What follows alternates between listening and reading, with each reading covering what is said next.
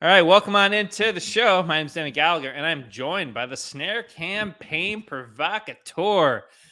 He's been traveling everywhere, but he's coming back to you with a little bit of a history lesson today. It's Benny Horowitz. What's up, dude? Welcome Wow. back. I feel like we're brought back together like Travis Kelce and Taylor Swift. Oh, How are we not on the air when this happened, Denny? It's the perfect mashup of sports and pop culture and and music love that and we've been gossip. waiting for. It's everything the tune-up's been waiting for, this story. I'm glad that we were able to take a beat with this, right? Because at first I'm like, oh my gosh, Roger Goodell and the guys up there in Midtown Manhattan, this is all a play. They see that how can we get women age 18 to 35 into the NFL? Let's bring in Taylor. That's where I was for about, you know, most of this up until this past weekend. So I'm glad that this story's had time to mature Yeah. because there were some pictures of them out doing the Nobu thing, doing the catch thing in the city. You'd think Taylor's lived here a while that she wouldn't be on that, but she is. But they're holding each other, at least photographed. If this was a strictly business thing, I don't think you see Oh, the PDA. I don't think so. Though the one thing I think about too is like, I'm not going to give Travis Kelce that amount of credit because I really don't know. And he's been in a sports spotlight, but anyone outside of the sports spectrum didn't know who the fuck Travis Kelce was Yeah. until, a couple months ago. I got to assume Taylor Swift's not showing up in that box until the foundation's already been settled. It's not like they went on like odd date, sort of liked each other, and then she showed up in the box Yeah. without making up her mind yet. You know what I mean? I got to assume there was some track record and they like officially were like, all right, are we ready? Are you going to come in the box? Cause the thing's going to happen. Yeah. So I do think like, and they seem to like the parents knew each other and like there's a level of secret intimacy that I do think we haven't been let in on in order to even make it public. So I think there's that part of it for sure. Like there's no way they just like jumped the gun on that one. Taylor's, as we've discussed for years on this podcast, Taylor too smart for that. Too smart. One thing I find hilarious about it is like, what do you think of when you think of tight end? Like I think of Mark Bavaro. I think of Gronkowski. I Yeah. think of like hard-nosed, flat-faced white guys blocking and catching 6-yard passes and getting out of bounds. You know what I mean? It's like one of the uglier positions in football. There's been a couple people who've made it sort of pretty. Your Antonio Gates, your Tony Gonzalez, your Travis Kelce's. But even when I'm watching this game, you're watching a dozen people on the field doing things that are much more entertaining to watch than what Kelce does. Like even on a great 12-yard Travis Kelce play, he's still a giant clunky tight end. Not a Tyreek Hill out there zipping around and like really putting on a show. He can't. He's a tight end. So I think that's a funny part of it. And even though, you can make a case for him as or one of the greatest receiving tight ends in history, right? Yeah. He's up there. He's got to be. Like maybe not two-way, but he's up there. And so I'm not trying to take anything away from him, but I do think it's funny that's the position she chose out of all. It's a new-ish development, and football goes back 100 years, and for 80 of it, it was like strictly like block and get your hand in the dirt. Yeah. So it's like the greatest. It's like okay, we're going back to what 2000, but I do think it's interesting. The entire machinations behind this. Now, here's when I'm going to be in on this hook, line, and sinker. The movie came out, as we're going to talk about in a little bit, her Eras tour that we talked about all summer. The movie came out this weekend. She's on SNL. He's on SNL in little cute cameos this weekend. I want to see rolled out. This was rolled out. This was rolled out. We are obviously in the middle of a publicity rollout. Yeah. Now, I want to see this December in Kansas City. That's true love. Okay. If we're still there in the dead of winter. Yeah. Yeah, in the dog days. Nah, we'll see. Listen, you know me. I'm an optimist. Yeah. I'm rooting for Travis and Yeah. Taylor. Oh yeah. Two 100%. young, beautiful, rich kids. Have a Yeah. great life. I hope you do good things out there, guys. I'm rooting for you. I hope it's real. I hope they found love. I am a little annoyed at the panning to Taylor Swift reactions every 4 seconds at the game. It's A just little like, bit. Yeah. it's like, come on, stick to the ball here. But you got to do it right because Yeah. there's Swifties tuning into the games now. Got to play the game, and Taylor Look Swift's the boss of the game these days. look at us coming back. Two dudes just talking about somebody's love life. That's a little problematic. But you know what? We're back. We're talking about music history, sports history, and what better way to get our show here kicked off than with this day in music history.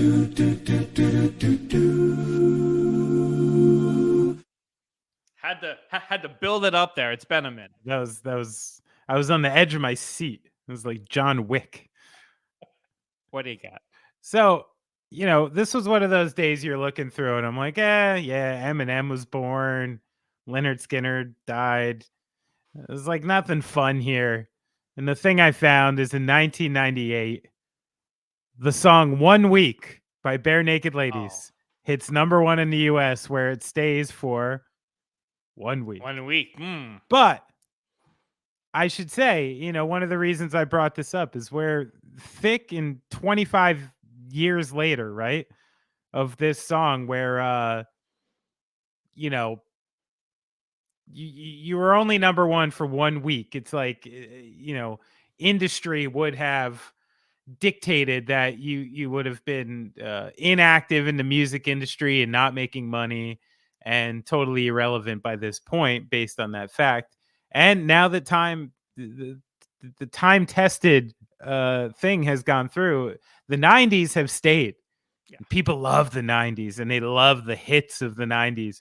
Like, I wonder in like 10 or 20 years, are these weird songs going to be looked at by kids as like these weird doo-wop songs that we think are all dusty and cool just because we weren't around for them, but it was pop music for them. It was the shit that was on the radio, and now it's just cool.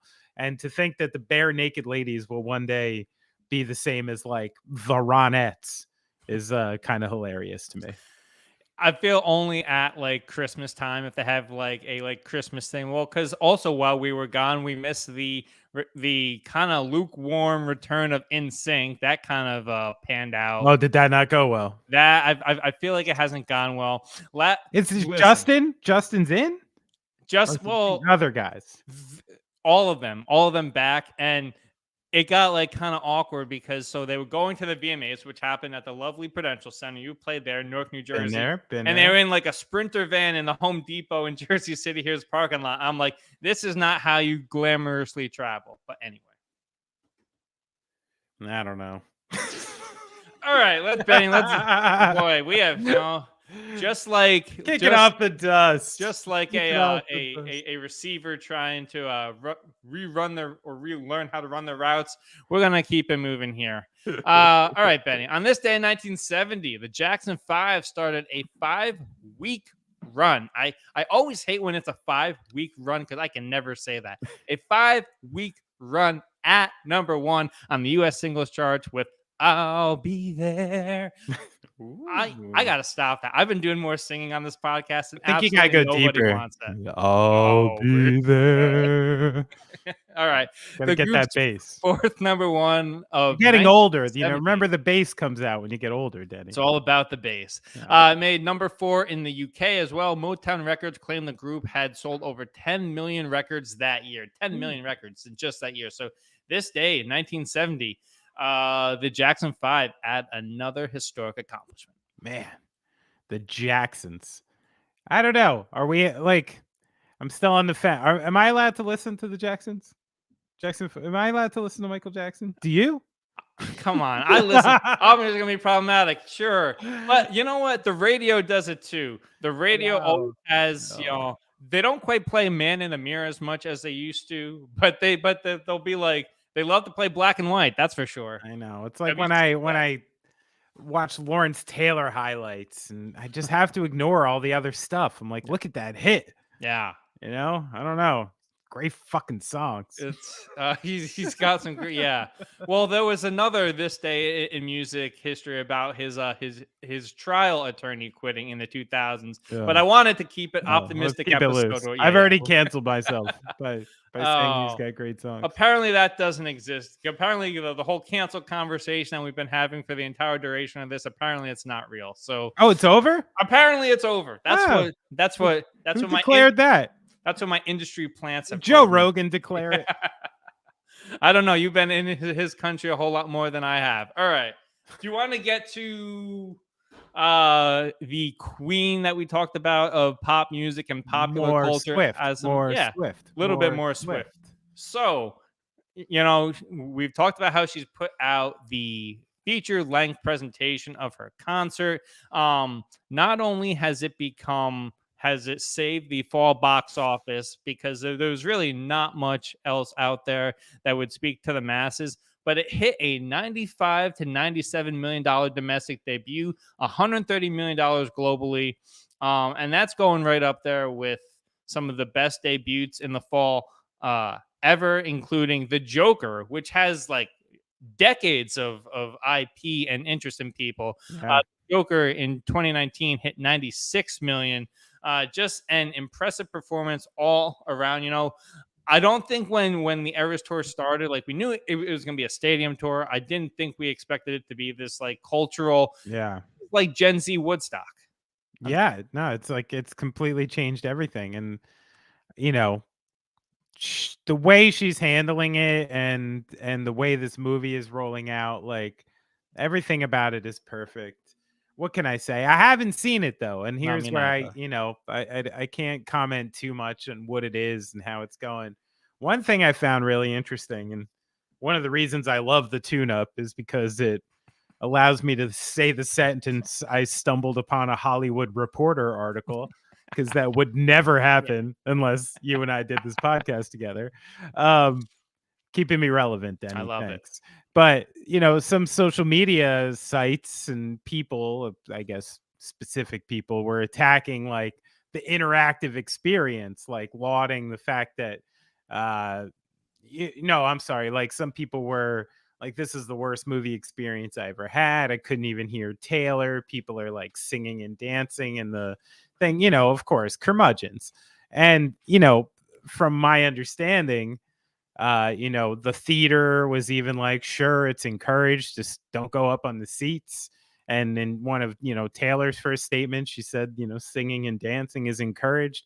And one thing, like if you, you know, laud the experiential thing, like we've been talking for a long time about like what's going to save the movie theater and what's going to come into the movie theater. And like this could be another step, you know, the fact that like, uh, sure, a lot of people saw that concert. A lot of people didn't because it's fucking expensive. You know, if you Mhm. had like 3 kids and you lived out of town and you were trying to go see Taylor Swift, like not everyone's got $500,000 to fucking kick around to just go see Taylor Swift.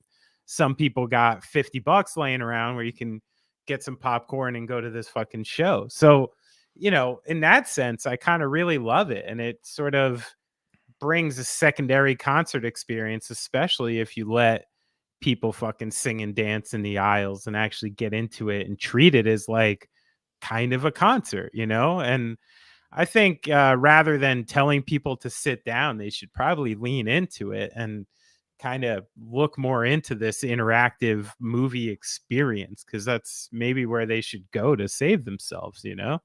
I gotta push back on this 100%. I'm gonna be the curmudgeon here. You know, 30 is Uh-oh. rapidly approaching for Uh-oh. me. We cannot. Sure, Taylor is like one thing, but you know it's never just one thing. When people try to adapt this whole like, oh yeah, like Taylor people could like sing and dance. No, then it's gonna be everybody. There's already way too much talking and texting in the movie theater.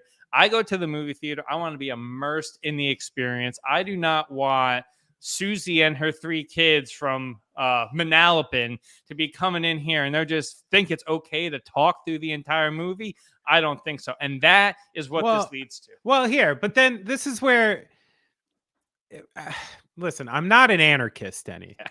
I do believe in some reasonable regulation to things. So why instead, like, how we have like a quiet car in the train? Yeah. And the rest of the train can do their thing. Interactive movies, non-interactive movies, easy. Even maybe let's kick out a few seats, open up a little more floor space for the interactive ones. It's got to be separate, of course, because I'm not trying to see Oppenheimer like I saw a couple weeks ago with someone going, "Come on, blow up!" Like then I would be pissed. Sure. So I think that's where it goes. A well-regulated militia, Denny, please. I love it because the NRA is gonna love that. Yeah. But by the way, you saw Oppenheimer. I saw that. I did. What did you think? Because we got a Scorsese movie coming I thought up. it was fantastic. I really did. I was gripped by the whole thing. I was stunned that they made, like, at times what's kind of like an innocuous, like, political butchery story, like, so exciting, and I was really I thought it was fantastic. Like, I was engaged and interested the entire time I watched it.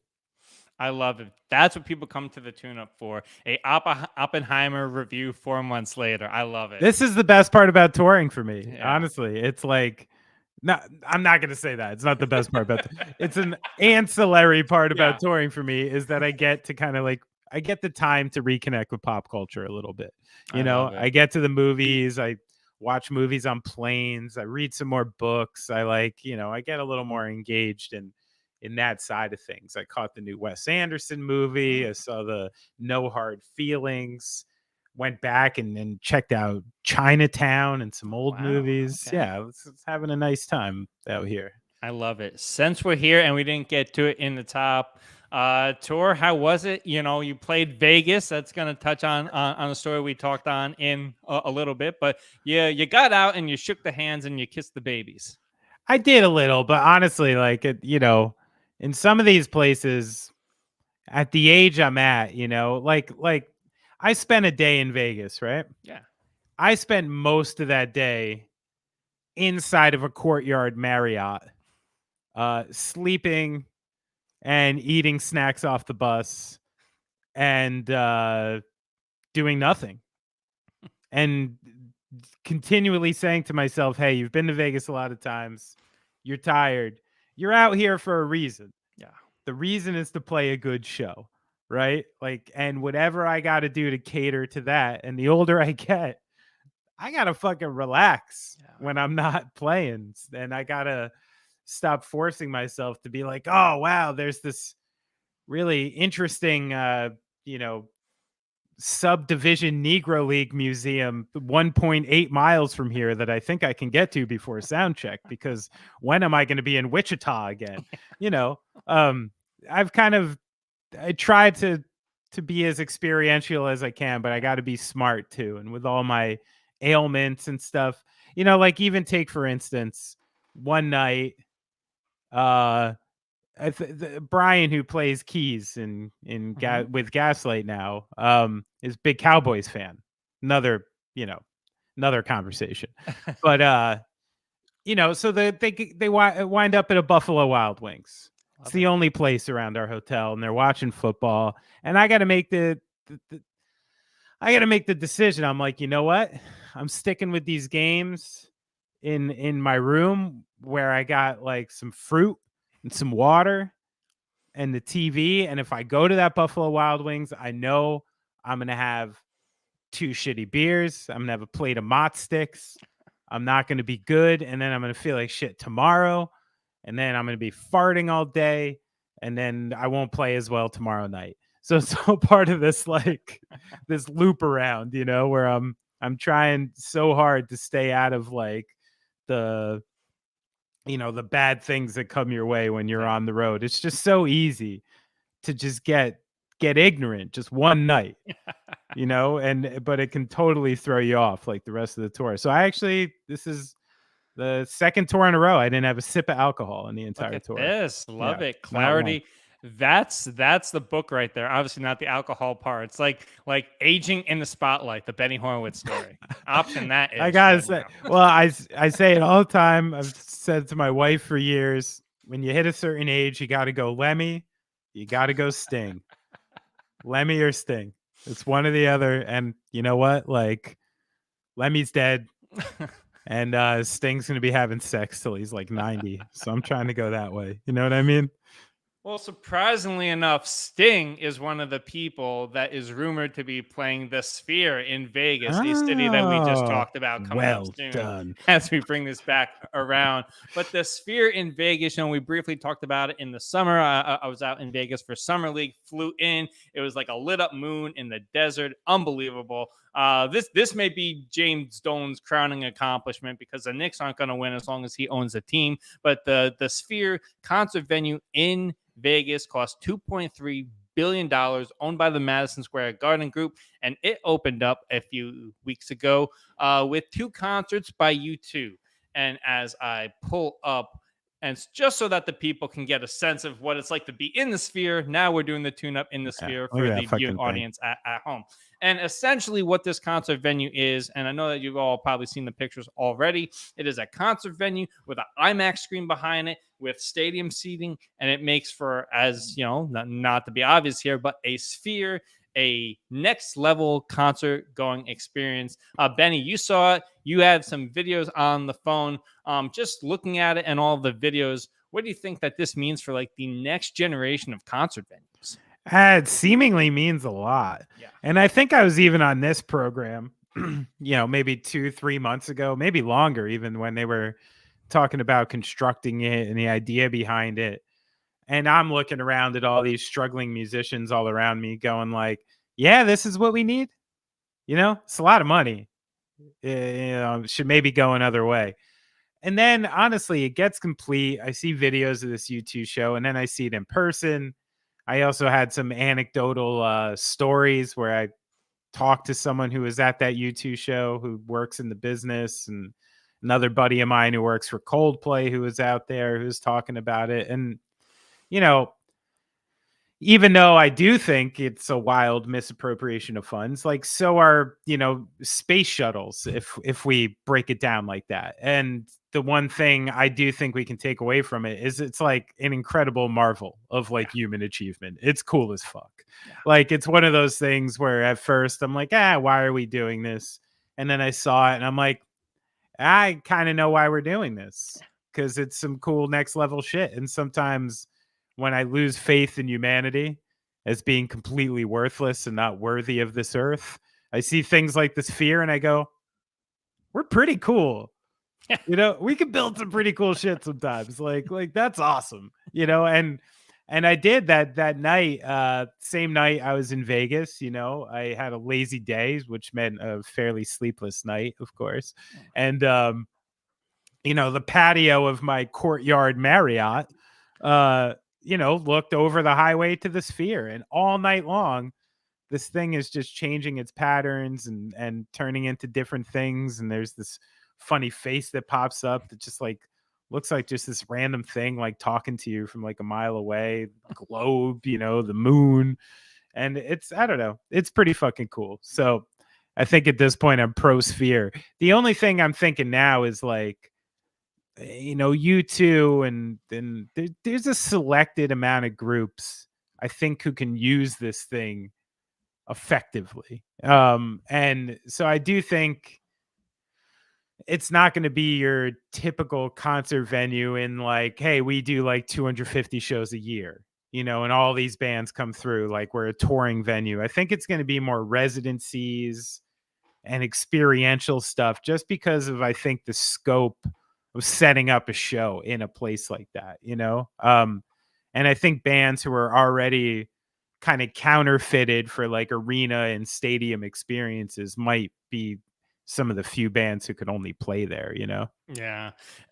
I feel like this venue is almost like a day late and a dollar short, because some of the major acts that would have done incredible things with this like your like Princes. Like I feel like Tom Rush. Petty. Yeah, Rush would have had like a whole thing going on here. So, but it is for the modern time. Now, what they're gonna do, I feel like somebody like Harry Styles has been, and he puts together like it's not quite like the spectacle, even though he tries to do it. He's been rumored to play there. As long as they don't make it like, I don't know, people that don't have a creative center. If well, like all these people have a creative center, Yeah, but but like they'll hire people yeah, who yeah, have yeah. creative centers. Yeah, that's true. That's true. I don't know. That's what the smart pop artists do. They hire extremely creative and talented people, Make me have taste. pay them a That's lot of money, and then say, "Yeah, make me look like I oh have taste." Exactly. well. Maybe I feel less great about this than I did than when we started it, but I still believe that maybe this allows somebody else to have, to become like the next Grateful Dead, the next Fish that make the immersive concert experience. Yeah, no, I think it's coming, and it's gonna allow things to kind of step up to like another level, which I'm excited about. I don't know, should be And cool. it's funny that you brought up, it being like the high end of the concert experience versus the artist that's struggling to make way while we were gone. Live Nation came in, and you can fill it in better than I can. They cut the fees on merch in the venues while we were away. Certain venues, yeah. Yeah, I don't know. Honestly, I don't really want to like speak on it too much yeah. yet. The one thing I know is that my boy Jeff Rosenstock went ahead and put himself out there and really made a lot of change. And Wow. I don't know. That's one of my favorite humans on earth. And one of the reasons is because I've maybe never met someone with more of a like, I don't know, fuck it kind of attitude. Yeah. He not to say they're careless decisions. He cares very much and he inspects those decisions very Mhm. much. But you know, guy will give up a lot to stand up for shit, and usually it works the other way in his Yeah. favor. And I give him a fucking shit ton of credit. He also probably broke it on my going off track interview. I know it's Oh man, you didn't get that out not, there. not hot Yeah. topic news, but yeah, I know. Oh, well, I'm bad at that. I love it. That's okay. All right. Let's Well, can we talk about sports? Oh wait, I got one more. I worked really hard on this Okay, Paul what do we Simon got? story. Oh, Paul and yeah, Simon. Paul Simon. yeah, Paul Simon. yeah. and Okay. then we can get He loves the Mets. So let's bring him yeah, on. yeah. That's him and Seinfeld together. But all right. So in 2001, we talked about how Paul Simon sold his publishing to Sony Music, substantial fee at the time. Sony later sold a substantial stake to BGM, whatever the heck that means. Do what you want with that acronym, make it mean whatever you want it to mean. But recently, Simon was on the Smartlist podcast because that's where all musicians go to break the news. And he talked about what it is like to sell your catalog.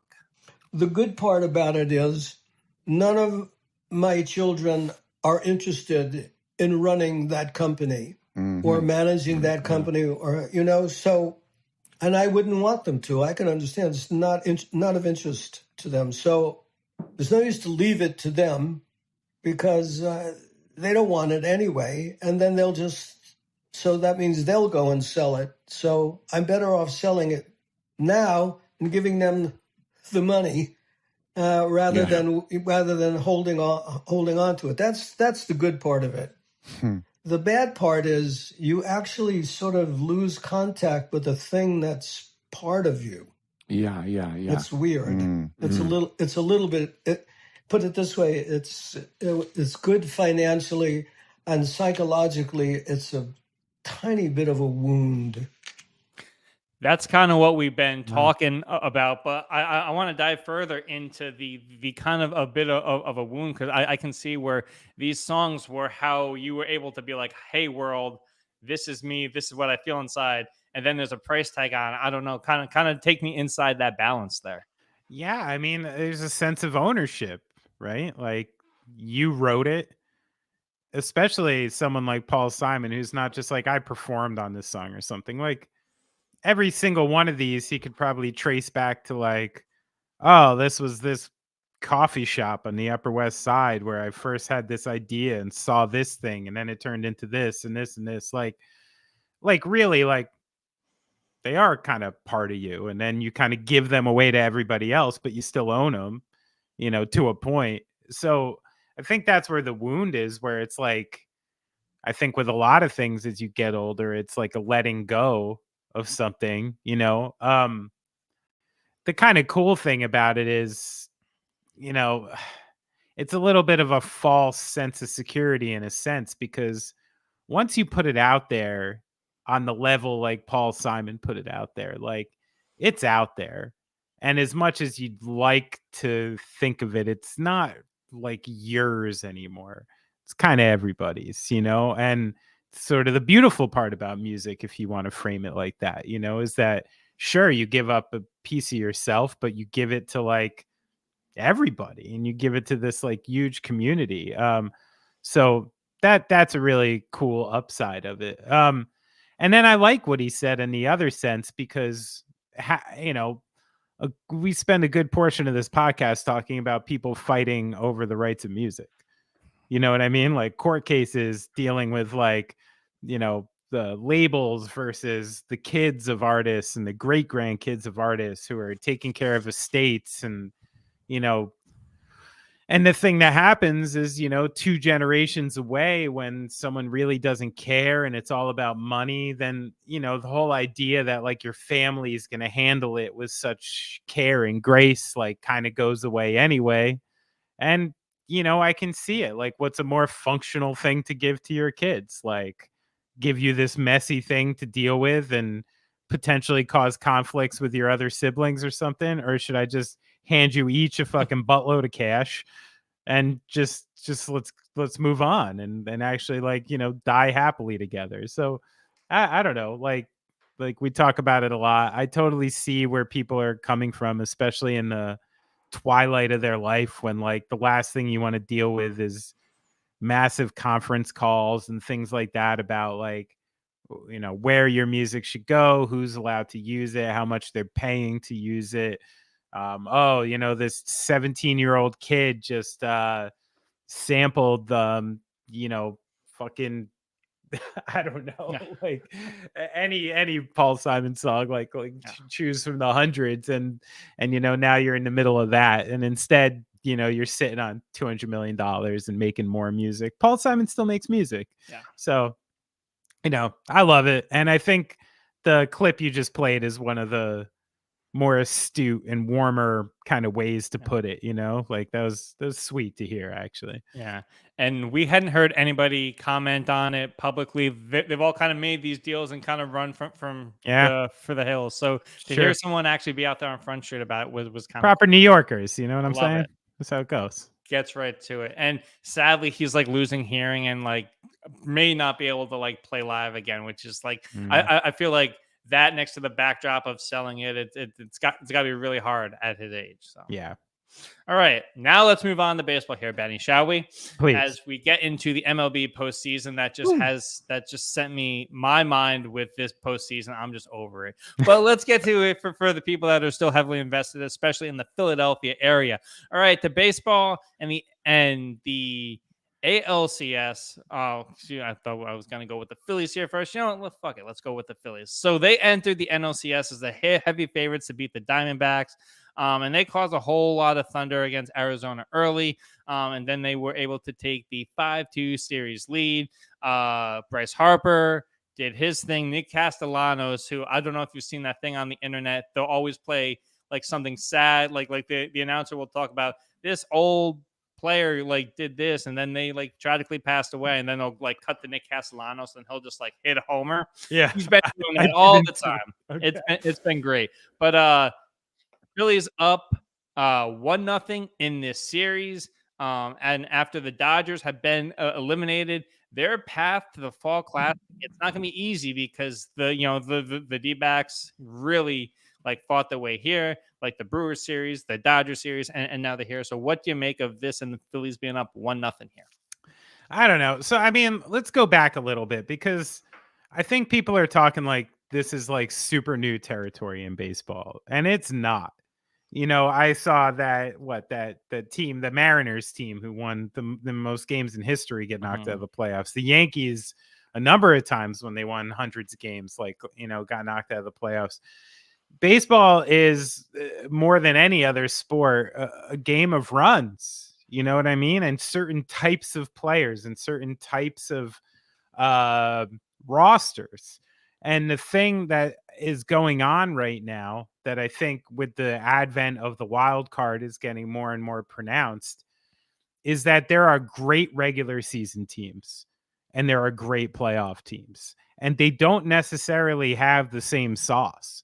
Like when you're talking about a 3-game series as opposed to a 162 game slog, the things that make a player great over time, you just catch them on the wrong weekend, or you catch, one pitcher on the great game, and there it goes. And that's just playoff baseball. So the thing we're seeing, I don't necessarily like. I don't know if it's really, let's say, funneling the best talent in the league to the World Series. That's definitely not the case. And we should maybe talk about some reseeding rather than this, so we could do it a little more fairly. But also at the same time, like, what were you expecting? Like you start opening up the pool like this, you start making the variables more and more, and then your Diamondbacks are going to slip through. Your teams with 1-2 really strong starting pitchers and a frisky lineup just hit someone at the wrong time. But you talk about the Dodgers, and like, hey, like, I could have told you Clayton Kershaw might have had a bad game. You know what I mean? Just from watching baseball, I could have told you that might have happened. So, like, kind of on you. Like with that one, Dodgers, you fucked that up yourself. Like, I think you do probably have to start Clayton Kershaw if he's healthy. He's an all-time great. You kind of got to do it, but are we shocked? It sucks. I've always loved Clayton Kershaw, always pulling for him, but like, the historical precedence was there. Like, we can't totally blame him. And then, as far as the Braves go, what was the famous the manager who said you're only as good as your next day's starting pitcher? That's right. And the Braves are down 2 of their 3 best starting pitchers going into this series. Like, you just caught it at the wrong time. And the Phillies have one of those lineups that's been, plugging away for the last couple months of the season. They paid a lot of money to these guys. It's not like they fell into it. Like Trey Turner and Schwarber and Bryce Harper, Castellanos. These are all like well-founded, well-paid MLB players that like should be playing well in the postseason, and they are. Bryce Harper was he was the LeBron James of baseball like 15 years ago. So like, this is what he's supposed to be doing. And I got to say, I actually kind of, if you give me an all Texas series, sorry, I'm from New Jersey. I'm rooting against both of you, basically, and of course, I'm not really pulling for the Phillies. I kind of find myself in this weird bag pulling for the Diamondbacks, which is funny. I've been to a couple Diamondbacks games, and I just went to one this year. I was telling my friend Eric, who lives out in Phoenix, about a year ago, I'm like, look out for this Corbin Carroll. So I've actually kind of got this weird affinity for the Diamondbacks right now. Let me tell you this. If I hear one more time people talk about the Braves being the 27 Yankees offensively, that's all I heard for the past month. And I just want to run through. So last time we did this, we had our power rankings for best baseball teams heading into the postseason. Yeah. Braves, 27 Yankees comparison, all that stuff. They're out of here. Orioles did what the Orioles do in the postseason. They're out of here. Dodgers, same thing of recent memory. Rays, I mean, come on. And then the Mariners. So none of the top 5 that we were talking about literally 1 month ago are still alive. The Phillies were kind of rising up at 6, but nobody else. I think Mariners and Orioles are those teams that I think, like, both teams really young and should see this season as a success. The fact that they solidly made the postseason and stuff, I think they should see as a success. The other teams, not so much. But now going into tonight, right? We got the Rangers up 2-0. We got Phillies Diamondbacks game 2 tonight. We got Merrill Kelly going against Nola. Both kind of, hardcore plug away pitchers, so I could see a pretty offensive game tonight. But tough game for the Snakes in Philly. Like we've seen. As much as I hate a Philadelphia crowd as a New York fan, tough crowd to play in front of. Okay, I'll give you credit for that. Rangers play Wednesday. We got Christian Javier versus Scherzer. So this is Scherzer's big defining game, I think, of the last couple seasons, right? Like last few seasons, ever since the Nationals run, he's been marred by injury, trades, expectations, big contracts. Here he is, game 3 of a fucking big series against the Astros. This is when the all-timers all time, So let's see. I think that's a lot. I love the Scherzer Verlander thing going on in this series. It's a lot of fun with 2 all-time great pitchers. Where do you see this winding up? Well, I have a question for you to follow this up. What do we make of it because we always like to do the legacy conversation when it comes to sports. What do we make of the Scherzer Verlander joining on to this team in late summer for this playoff push? And then they get to count this as a championship for them if they do it when they weren't there for the entire season. Now, I know deals happen, but this was the player empowerment to the max. Well, and I just think it's like a kind of an interesting thing happening. Verlander's a little different because like he kind of went back home. Yeah. That was one of those situations. Like he's already proved his worth with that team. Which I think, but are we really going to, what is it? This is 1991. What are we, 80? Like, we're really going to talk shit about this? Like, I think one of the smartest things any baseball team did this season was the Mets blowing it up.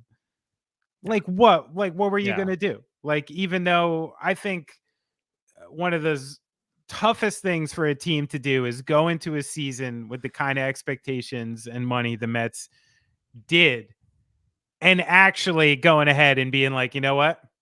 Didn't work. Cut our losses. Cut them now.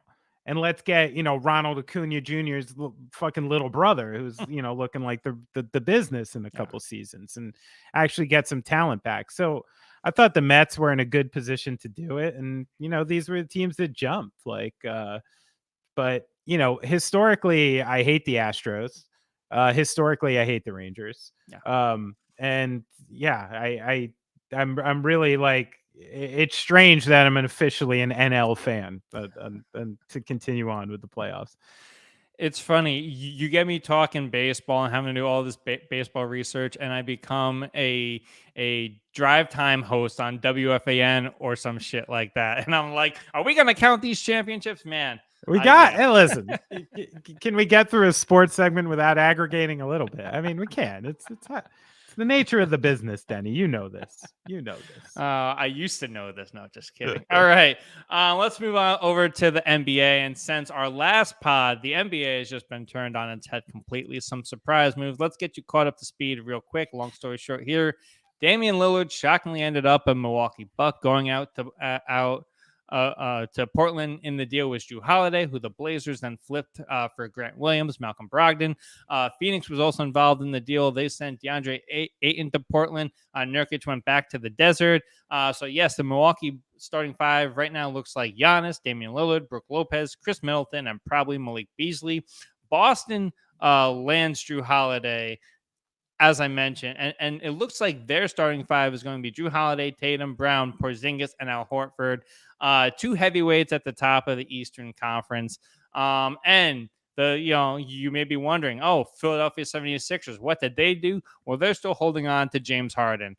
Of all 3 of these, Harden staying put in Philadelphia, Boston going out after the Bucks get Damian Lillard and getting Jrue Holiday, or the Milwaukee Bucks landing Damian Lillard. Which one of these was the biggest surprise to you?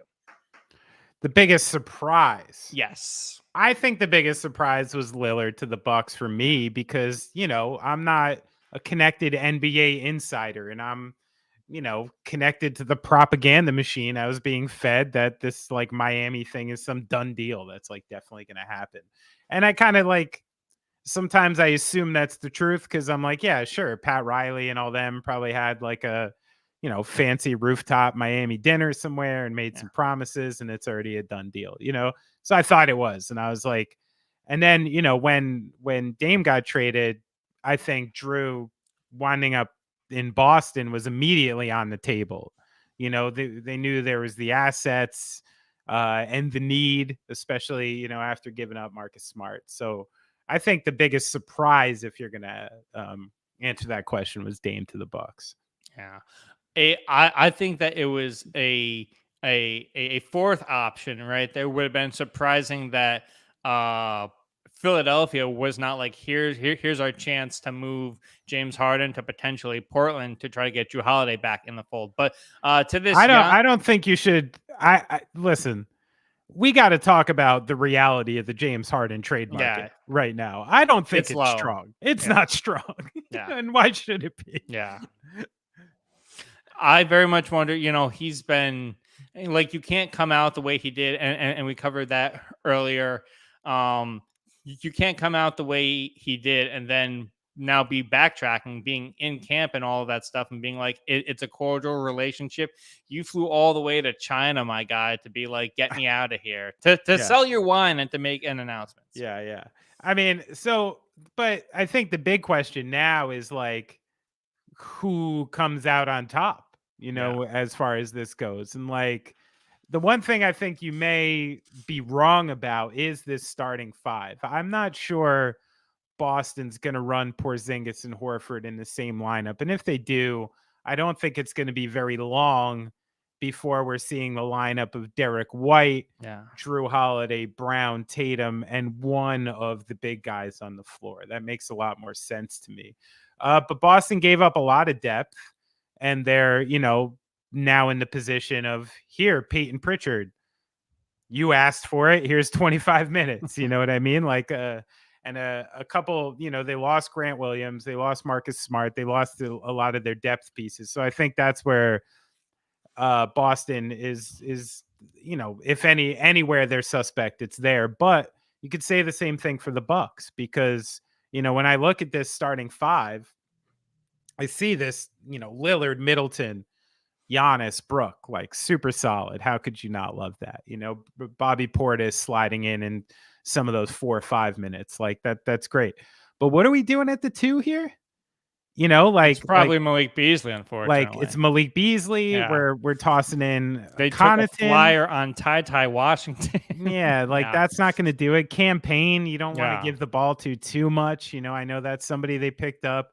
So with the exception of like Marjon Beauchamp, who you still really haven't seen anything surprisingly turning into like a very solid rotational player, you know, like I don't know what's happening with those minutes, and I'm a little concerned about him. I do think Pat Connaughton is good for 30 minutes a night, 30 minutes of good basketball a night, but you know, he sometimes really doesn't give you that other thing you need with a lineup like this. Now, I don't know.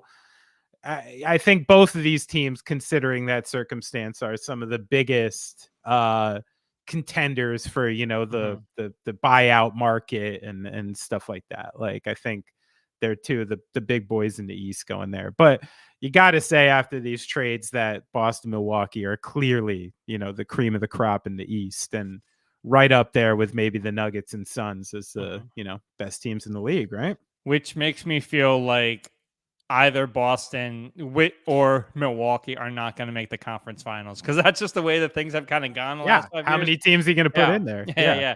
But no, I know on this podcast I've had some questions for John Horst in terms of like how he's like drafted, but he knows where his tenure is going to be defined. His tenure defined first by the Drew Holiday trade. That worked out beautifully. And then if the Damian Lillard trade pays dividends as well, and then you lock up Giannis for almost the duration of his career, that's successful. And unfortunately, it makes it kind of hard to fire a GM eventually, because nothing lasts in the league. It kind of makes it hard to write that next chapter for the Bucks when this guy has that much job security.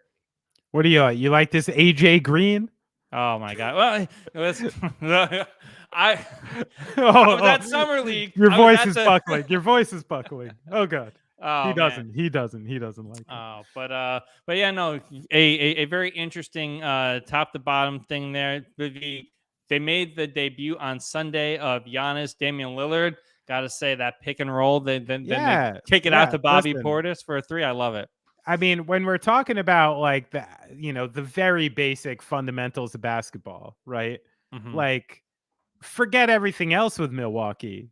They have Damian Lillard and Yeah, Giannis, yeah, which, like, in itself solves, I don't want to say every offensive problem a team could have, but a lot. And especially when, I think Middleton, because of his injuries, you forgot what a really great scorer he can be. Mhm. What's who's going to be covering Brooke Lopez in the corner this year? You can't Right. anymore. Like, his shots are just going to get easier and easier. So on offense, I mean, like it seems like a sure thing. And then I think you just got to hope for the fact that, like, guys are slipping past the front court of the Bucks to meet Giannis and Brooke. Maybe that'll make up for it and keep them in the, top 10, 15 defensive range, which they're going to need to be if they want to advance in the playoffs. And on the coaching front, head coach Adrian Griffin, first year, but he made a very key addition to his staff, I think, before this deal even went down. And Terry Stotts, Damian Yeah, Lillard's longtime that's head right. coach in Portland, had a lot of success together, front of the bench next to him. So that shows up a lot of questions I think that people had about Adrian Griffin before he even coaches the game. Yeah, and you even heard the comments from both Giannis and Dame after the first game, which was basically like they both seemed surprised. Yeah. And both of their comments were basically like, you know what? That's a lot of space for me.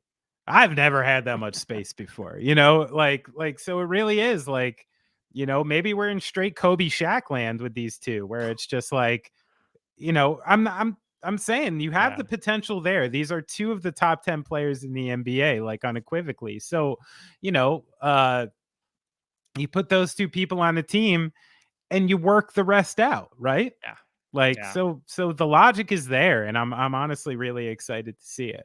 Yeah. You got any what are we talking? Are we talking about the Nets or some hot takes? No, let's do some Nets here, because they held with the aforementioned Philadelphia 76ers in preseason on Monday night. The Ben Simmons talk, when he's engaged defensively, people are very excited about it. The Brooklyn Nets propaganda about Ben Simmons and what this team could It be with has Bridges, begun. Cam Johnson, it's all there. I'm At sure least you've it's been more than getting. workout videos this year. Yeah, at least it's putting up 12 points against a team from Europe. But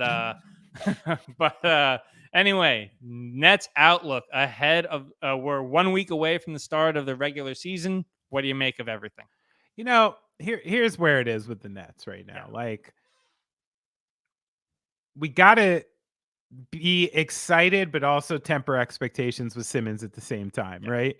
Like, you gotta love, the thing that I actually do believe, it's like, if Sean Marks is talking, if Ben Simmons is talking, if the team is talking, if an agent is talking, honestly, it's like I could give a shit. I've been hearing about Ben Simmons for way too long to pay that any merit.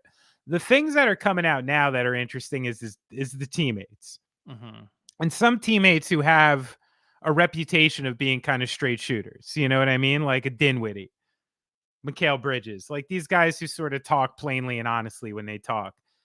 They're all seemingly excited. And I don't think players like that are going to go out of their way to make those comments unless there's some weight behind it. So I do think, at least in practice, they're seeing a highly athletic, ball handling, 6'10" player out there. I don't know exactly what that means again yet. Because the one thing, we haven't seen it on the offensive end again, besides for layups, dunks, putbacks. I saw one fadeaway in a game that looked mildly encouraging, but until there's a performance track record of any of that stuff, I don't know if we're getting it. And we're also looking still at a clunky free throw shooter. So do I think like, oh, this looks great, all NBA Ben Simmons is back, the Nets are some kind of contender? No, I do not. I don't need weeks. I need months of some kind of consistent level of something from Ben Simmons to buy any of that. And I think it's fair, you know what I mean, based on what I've seen in the last few years.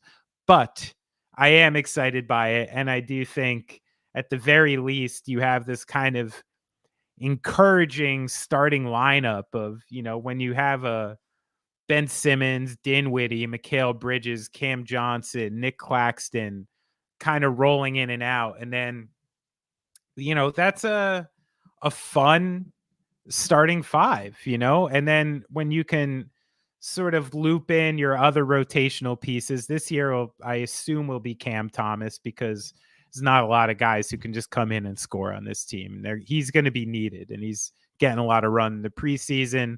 I think you'll still see Royce O'Neal and Finney Smith coming in, like playing those 2 to 4 minutes.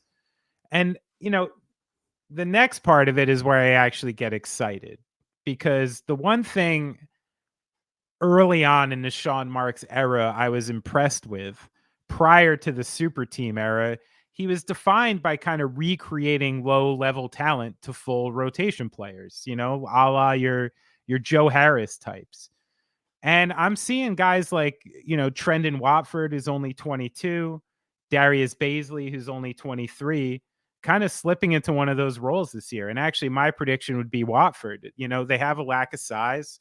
Clowney is an interesting rookie, but still super raw. So I think Watford is going to take those minutes from him. And I'm seemingly seeing someone who could open up 20, 25 minutes for themselves and work themselves into a good 2-3 year NBA contract, which is kind of the Sean Marks style, and getting these guys on reasonable deals before they turn into bigger things, in this. So I'm encouraged by stuff like that. I have a reasonable expectation on the season. I think the Nets are in, let's say, that third tier of Eastern teams. I think we're in the, you have your top two, which is established, right? Like, that's going to be what it is. But then I think you have your next tier, where I'm kind of putting the Knicks, Cavs, the Heat, and let's say maybe the Sixers, depending on how this pans out. That's that second tier who I see as your full play-in, playoff teams. But then there's your third tier, where I'm putting the Nets, and I'm putting them with the Raptors. I'm putting them with the Hawks, with the Hornets, with the Magic, the teams with the Bulls, the teams that could sit in a 7, 8, 9 seed, make the playoffs and have a little fun and build on this year. So I think there's a reasonable expectation for the Nets season. And I can honestly say this is the easiest team to root for in maybe 3 or 4 years. Here's my bold prediction for the Nets. Okay. I think the Nets are going to make a big run in the midseason tournament. We're a mid-season tournament team. Okay. I think they maybe, scientifically, one of the big things that came out while we were away is that, load management maybe doesn't help guys. I think you may see some teams, depending on the level of buy-in and everything that they get for the midseason tournament, there are wins to be had for the Nets, and there is a Ben Simmons showcase that may happen on December 9th in Vegas if they can make the run. How about that? I love it. I think you're right. I think the Nets are the type of team that could make a run in something like that, because, what else do they have? And some boys on that team can. What are you getting if you win that? $100,000? Yeah, $100,000 a piece. I think like a scratch off. No, it's real. Like they're actually. Wait, here. We gotta Google this. I'm pretty sure it's $150,000 per player, which for a NBA guy, I don't know how much that moves the needle. That's not even.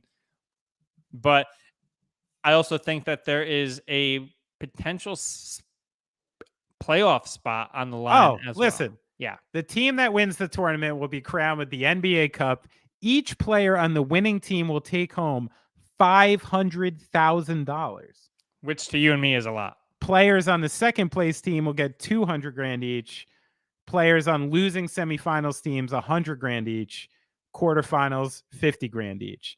So I got to tell you, man, like $500,000 to a lot of these two-way players. I mean, you got your Trendon Watfords and guys like that, or they're coming here for $1.2 million, $1.3 million. You're literally like jumping up their yearly salary by 40-50% by playing in this tournament and winning. So you might find some motivated players. Bold predictions. I love it. All right.